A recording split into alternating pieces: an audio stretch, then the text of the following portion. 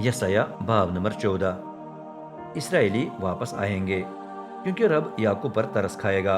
वो दोबारा इसराइलियों को चुनकर उन्हें उनके अपने मुल्क में बसा देगा। परदेसी भी उनके साथ मिल जाएंगे। वो याकूब के घराने से मुंसलक हो जाएंगे।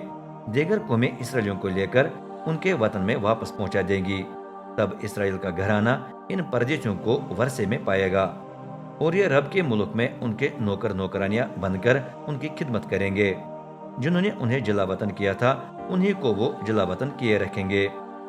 जिन्होंने उन पर जुल्म किया था उन्हीं पर वो हुकूमत करेंगे।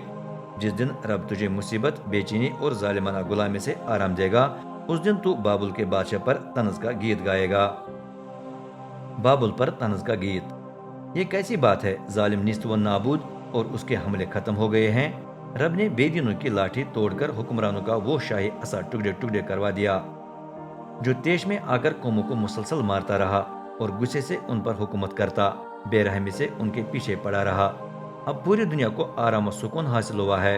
अब हर तरफ खुशी के नारे सुनाई दे रहे हैं। जुनेपर के दरख्त और लुबनान के देवदार भी तेरे अंजाम पर खुश होकर कहते हैं, शुक्र है जब से तू गिरा दिया गया, कोई यहाँ चढ़कर हमें काटने नहीं आता।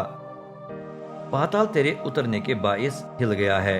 तेरे इंतजार में वो मुर्दा रूहों को हरकत में ला रहा है। वहाँ दुनिया के तमाम रईस और अक़वाम के तमाम बादशाह अपने तख्तों से खड़े होकर तेरा इस्तकबाल करेंगे। सब मिलकर तुझसे कहेंगे, अब तू भी हम जैसा कमजोर हो गया है, तू भी हमारे बराबर हो गया है। तेरी तमाम शान शौकत पाताल में उतर गई है। तेरे सितार खामोश हो गए हैं। अब कीड़े तेरा गदा और कीड़े ही तेरा कंबल होंगे। ए सितारा सुबह, ए इब्ने सहर, तू आसमान से किस तरह गिर गया है। जिसने देगर ममालिक को शिकस्त दी थी वो अब खुद पाश पाश हो गया है। दिल में तूने कहा, मैं आसमान पर चढ़कर अपना तख्त खुदा के सितारों के ऊपर लगा लूंगा। मैं इंतहाई शुमाल में उस पहाड़ पर जहाँ देवता जमा होते हैं तख्त निशीन होऊंगा। मैं बादलों की बुलंदियों पर चढ़कर कादिर मुतल्लक के बिल्कुल बराबर हो जाऊंगा। लेकिन तुझे तो पाताल में उतारा जाएगा, उसके सबसे गहरे घड़े में गिराया जाएगा। जो भी तुझ पर नजर डालेगा वो गौर से देखकर पूछेगा, क्या यही वो आदमी है जिसने जमीन को हिला दिया, जिसके सामने देगर ममालिक कांप उठे? क्या इसी ने दुनिया को वीरान कर दिया और उसके शहरों को ढहाकर कैदियों को घर वापस जाने की इजाजत न दी? देगर ममालिक के तमाम बादशाह बड़ी इज्जत के साथ अपने अपने मकबरों में पड़े हुए हैं, लेकिन तुझे अपनी कब्र से दूर किसी बेकार कोंपल की तरह फेंक दिया जाएगा। तुझे मकतूलों से ढांका जाएगा, उनसे जिनको तलवार से छेदा गया है, जो पथरीले गढ़ों में उतर गए हैं। तू पांवों तले रोंदी हुई लाश जैसा होगा और तदफीन के वक्त तू देगर बादशाहों से जान नहीं मिलेगा, क्योंकि तूने अपने मुल्क को तबाह और अपनी कौम को हलाक कर दिया है। चनाचे अब से अब तक इन बेदीनों की औलाद का जिक्र तक नहीं किया जाएगा। इस आदमी के बेटों को फांसी देने की जगह तैयार करो, क्योंकि उनके बाप दादा का कसूर इतना संगीन है कि उन्हें मरना ही है। ऐसा न हो कि वो दोबारा उठकर दुनिया पर कब्जा कर लें, कि रोई जमीन उनके शहरों से भर जाए। रब के हाथों बाबुल का अंजाम।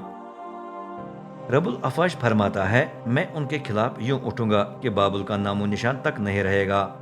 मैं उसकी औलाद को रोई जमीन पर से मिटा दूंगा और एक भी नहीं बचने का। बाबुल खार पुश्त का मस्किन और दलदल का इलाका बन जाएगा, क्योंकि मैं खुद उसमें तबाही का झाड़ू फेर दूंगा। यह रबुल अफाज का फरमान है। उसूरी फौज की तबाही। रबुल अफाज ने कसम खाकर फरमाया है, यकीनन सब कुछ मेरे मंसूबे के मुताबिक ही होगा। मेरा इरादा जरूर पूरा हो जाएगा। मैं उसूर को अपने मुल्क में चिकनाचूर कर दूंगा और उसे अपने पहाड़ों में कुचल डालूंगा। तब उसका जुआ मेरी कौम पर से दूर हो जाएगा और उसका बोझ उसके कंधों पर से उतर जाएगा। पूरी दुनिया के बारे में यह मंसूबा अटल है और रब अपना हाथ तमाम कौमों के खिलाफ बढ़ा चुका है। रबुल अफाज ने फैसला कर लिया है तो कौन इसे मनसूख करेगा? उसने अपना हाथ बढ़ा दिया है तो कौन उसे रोकेगा? फलस्तियों का अंजाम करीब है। जेल का कलाम उस साल नाजिल हुआ है जब आखज बादशाह ने वफात पाई। ए तमाम फलस्तीन मुल्क, इस पर खुशी मत मना कि हमें मारने वाली लाठी टूट गई है, क्योंकि सांप की बची हुई जड़ से जहरीला सांप फूट निकलेगा और उसका फल शोला फिशा उड़न अजदा होगा।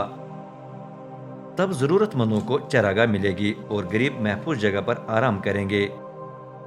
لیکن تیری جڑ کو میں کال سے مار دوں گا اور جو بچ جائیں انہیں بھی ہلاک کر دوں گا۔